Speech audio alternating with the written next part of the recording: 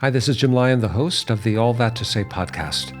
Before you dive in today, be sure and subscribe to our YouTube channel so that you can catch all of our fearless conversations. What is it that most people who have never been to prison misunderstand about the experience behind bars?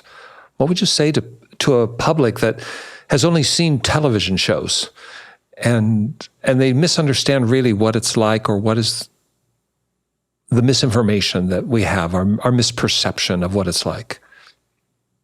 Sure. I think that there's a misperception out there that prison's easy, right? And I think that really a lot of people seem to say, oh, you only got 6 years. You only got 10 years. Oh, you only got 3 years. Listen, people need to understand that when you're in prison, first of all, the purpose of prison is a deprivation of freedom.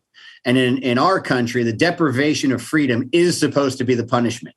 That doesn't mean a deprivation of freedom plus dungeon, plus beatings, plus rapes, plus, horrible conditions, right? The deprivation of freedom, period, full stop, is supposed to be the sentence, but that's not what it is.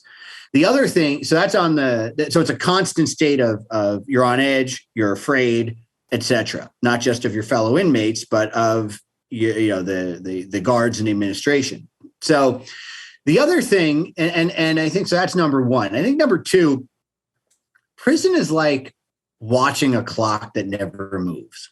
So what happens is, Jim, you and I have been chatting for, even off camera since, maybe a half hour. And to me, it's just zipped by, right? Right. In prison, that same half hour will feel like 5 hours, right? You're watching a clock that never moves. And the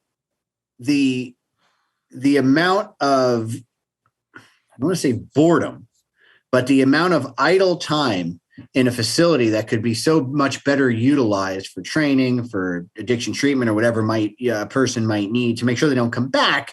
There's a lot of missed opportunities in most prisons in this country. Not all, but most.